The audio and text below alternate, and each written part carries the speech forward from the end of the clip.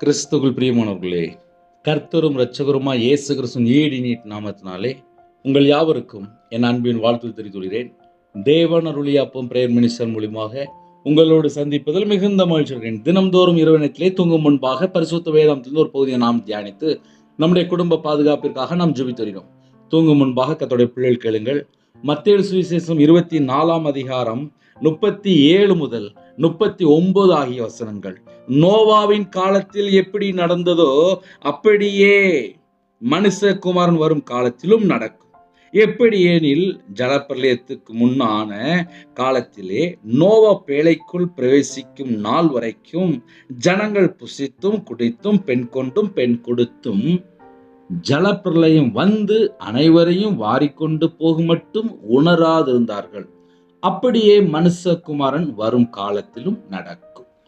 ஹல்லேலூயா. கிறிஸ்துவுக்குள் பிரியமானவர்களே, மனுஷகுமாரன் வரும் காலத்திலும் நடக்கும். கர்த்தருடைய வருகை மிக சமீபம். கர்த்தருடைய வருகைக்கு எல்லாமே ஆயத்தமாயிட்டு இருக்கு. கர்த்தருடைய பிள்ளைகள் ஆயத்தமா இருக்கிறோமா அப்படின்னா, நிறைய இடத்துல உணர்வு இல்லாமல் இருப்பாங்க. இன்னைக்கு சப்ஜெக்ட் என்ன அப்படின்னா, அங்கேயே வசனத்தில் அழகா போட்டிருக்கு, உணராதிருந்தார்கள். எங்கெல்லாம் உணர்வு இல்லையோ அங்கெல்லாம் பிசாசு முதல்ல என்டர் ஆயிட்டு இருப்பான். அதை முதல்ல கர்த்தருடைய பிள்ளைகளை ஞானமா புரிந்து கொள்ளணும். ஏன்னா இப்போ எல்லாருக்குமே தான் நல்லா இருக்கணும், தான் குடும்பம் நல்லா இருக்கணும், நல்ல நான் செட்டில் ஆகணும், நான் இங்கே அப்படியே சொத்து கோடி கணக்கில் சொத்து வாங்கி நல்ல சேர்த்து வைக்கணும். இப்போ அப்படி போயாச்சு. உணராதிருந்தார்கள். இன்னைக்கு செய்திய ஒரு சுருக்கமா அழகா ஷார்ட்டா சொல்லிதாரு. உணர்வு இருந்துச்சு அப்படின்னா கர்த்தருடைய வருகையில நாம் எடுத்துக்கொள்ளப்பட முடியும். உணர்வு இல்லாம இஷ்டம் போல வாழ்ந்தால் கர்த்தருடைய வருகையில எப்படி போக முடியும்? நோவாவின் காலத்தில் எப்படி நடந்ததோ அப்படியே மனுஷகுமாரன் வரும் காலத்திலும் நடக்கும். நோவாவின் காலத்தில் என்ன நடந்துச்சு? பேழைக்குள் பிரவேசியுங்கள். கீழ்ப்படிந்தாரு, பேழைக்குள் பிரவேசித்தார்.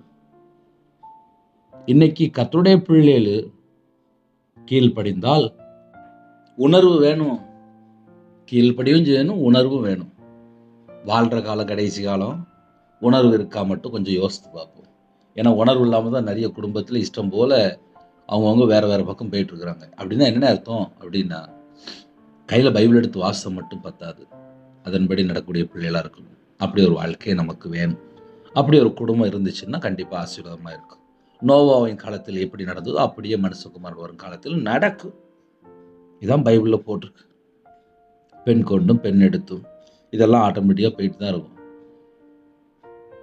இந்த கடைசி காலத்தில் நமக்கு என்ன வேணும் அப்படின்னா, நான் பரலோகத்துக்கு போகிறதுக்கு ஆயத்தமாக இருக்கிறேனா, நான் தகுதி ஆயிட்டேனா, இன்னும் என்கிட்ட என்ன குறை இருக்குது, இன்னும் நான் எதில் மனம் திரும்பணும், இன்னும் தேவனோட வார்த்தைக்கு எதில் நான் கீழ்ப்படினோம், இன்னும் எந்த வார்த்தையில் நான் நிலைத்திருக்கணும், அதை நம்ம யோசிக்கணும். ஹல்லேலூயா. அப்படி ஒருவேளை நம்ம கரெக்டாக இருக்கிறோம் அப்படின்னா நம்ம கர்த்தருடைய வருகையில் எடுத்துக்கொள்ளப்பட முடியும். இரவனத்துக்காக சின்ன ஜெபம் முடிக்க போகிறேன். ஊழியத்துக்காக ஜெபித்துக் கொள்ளுங்கள். கண்களை மூடி நாம் ஜெபம் செய்வோம். அன்பின் கர்த்தாவே, நன்றியோடு துதிக்கிறோம் சொல்கிறோம்ப்பா. இரவனத்தில் யாரெல்லாம் இணைந்துக்கோங்களோ எல்லா குடும்பத்தையுமே உங்களுடைய ஜீவனுக்குள் அர்ப்பணிக்கிறோம்ப்பா. பிதா குமாரன் பரிசுத்த நாமத்தில் ஒவ்வொரு குடும்பத்தையும் முத்திரை போடுங்க. எந்த நாட்டுக்குள்ள இருக்காங்களோ எல்லா நாட்டில் உள்ள ஜனங்களையும் ஜீவனுக்குள் அர்ப்பணிக்கிறோம்ப்பா. பிதா குமாரன் பரிசுத்த நாமத்தில் முத்திரை போடுங்க. எல்லா தடையெல்லாம் நீக்குங்க. இந்த இரவு நேரத்தில் யாரெல்லாம் உபவாசத்தோடு இருக்காங்களோ ஒரு உணர்வுள்ள இதயத்தை தாங்க. கர்த்தருடைய வருகையில நாங்கள் காணப்படணும். நோவாவின் காலத்திலே நோவா எப்படி கீழ்ப்படிந்தாரோ அந்த கீழ்ப்படுகிற சுபாவங்களை எங்களுக்கு தந்தா போதும்பா. நீங்க எங்க கூட இருக்கணும். கர்த்தருடைய வருகையில நாங்கள் காணப்படணும். நிலைத்திருக்க எங்களுக்கு கிருபை செய்யுங்க. மாயான உலகம், பொல்லாத உலகம், இந்த உலகத்தில் போய் நாங்கள் சிக்கிக்கொள்ளக்கூடாது. நைட் ஷிஃப்ட்டில் வேலை பார்க்காங்க, நைட் நேரத்தில் டிரைவிங் லைனில் இருக்காங்க. எல்லா குடும்பத்துக்கும் கர்த்தருடைய பாதுகாப்பு தாங்க. பிதா குமாரன் பரிசுத்த நாமத்தில் முத்திரை போடுங்க. எல்லா தடையெல்லாம் நீக்குங்க. உங்கள் நாமம் மையமிடட்டும். உங்களுடைய ஜீவனுக்குள்ள அர்ப்பணிக்கிறோம்ப்பா. என்னோட வாழ்க்கையில் எங்கெல்லாம் குறைகள் குற்றங்கள் இருக்கோ அது எல்லாவற்றையும் மன்னிங்க, எல்லாவற்றையும் மன்னிங்க, எல்லாவற்றையும் மன்னிங்க. என் நாமத்து நிமித்தம் எதை கேட்டாலும் என்று சொன்னீங்க ராஜா. இயேசு கிறிஸ்துவின் நாமத்தினால கேட்கிறோம்ப்பா. எத்தனையோ கோடிக்கணக்கான ஜனங்கள் கர்த்தரை விட்டு வழி விலகி போயிட்டு இருக்காங்க. யாரெல்லாம் இந்த இரவு நேரத்தில் செய்தி கேட்கிறாங்களோ, நாங்கள் எல்லாரும் கர்த்தருடைய வருகையிலே காணப்படணும். அப்படிப்பட்ட கிருபைகளை தாங்கப்பா. இந்த இரவு நேரத்தில் யாரெல்லாம் நைட் ஷிஃப்ட்டில் வேலை பார்க்குறாங்களோ, நைட் நேரத்தில் டிரைவிங் இருக்காங்களோ, கர்த்தருடைய பிள்ளைகளுக்கு ஒரு பாதுகாப்பு வேணும்.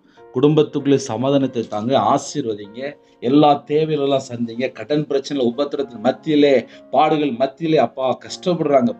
அந்த பிள்ளைகளுக்கு எல்லா உபத்திரத்தை எல்லாம் மாற்றித்தாங்க.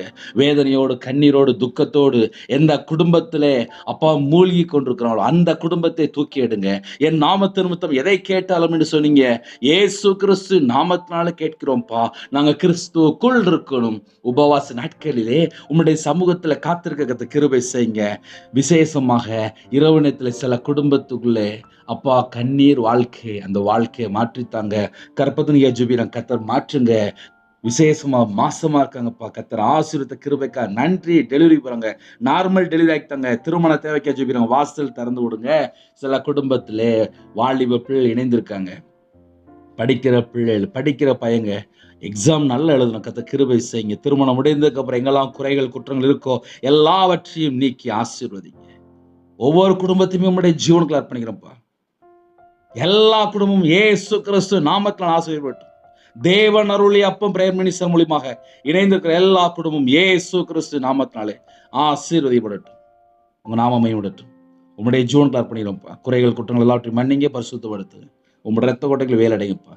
இன்பமான தூக்கம் தாங்க, வரக்கூடிய காரியத்தை வெளிப்படுத்து. ஹாஸ்பிட்டல்ல அவசர சிகிச்சையில பலவீனத்தோடு படுத்த படுக்கையில யாரெல்லாம் இணைந்திருக்காங்களோ எல்லா குடும்பத்தையும் தொட்டு சுகமாக்கித்தாங்க. உம்முடைய தழுமுல கரத்தினால தொட்டு சுகமாக்கித்தாங்கப்பா. பலவீனத்தை எல்லாம் நீக்கி போடுங்க, பூர்ண சுகம் தாங்கப்பா. எல்லா குடும்பம் பரிபூர்ணமா ஆசீர்வதிக்கப்படணும்.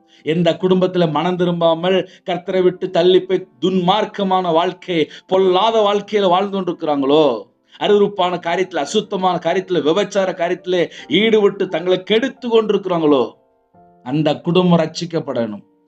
அந்த குடும்பம் மனம் திரும்பணும். அந்த குடும்பம் ஆலயத்துல நாட்டப்படணும். அப்படிப்பட்ட கிருபைகளை தாங்க. உங்க பாதவில் அர்ப்பணிக்கிறோம். துதி கன மகிமை எல்லாம் ஒருக்கே செலுத்திடும். இயேசு கிறிஸ்து பிதாவே, ஆமென். தேவனுக்கே மகிமை உண்டதாக. கர்த்தர் தாமே உங்களையும் உங்கள் குடும்பத்தில் சகல காரியத்திலும் சம்பூர்ணமா திருப்தியா கர்த்தர் கொடுத்து ஆசீர்வதிப்பாராக. ஆமென். கர்த்தராகிய இயேசுவின் கிருபையும் பிதாவாகிய அன்பும் பரிசுத்தருடைய ஐக்கியமும் இப்பொழுதும் எப்பொழுதும் சதா காலங்களிலும் நம் மன்னோடு கொடுப்பதாக. ஆமென். கிறிஸ்துவில் பிரியமானவர்களே, 9363064181 நம்பர் உண்டால் நாங்கள் உங்களுக்காக குடும்பத்தை ஜெபிப்போம். எனக்காக ஜெபித்து கொள்ளுங்கள், ஊழியத்துக்காக ஜெபித்து கொள்ளுங்கள். அதிக அளவில் ஜெபிக்கிறோம், அதையும் தொடர்ந்து கொள்ளுங்கள். God bless you. Thanks for watching. Please subscribe our channel. Click the like and share. Click the bell. God bless you.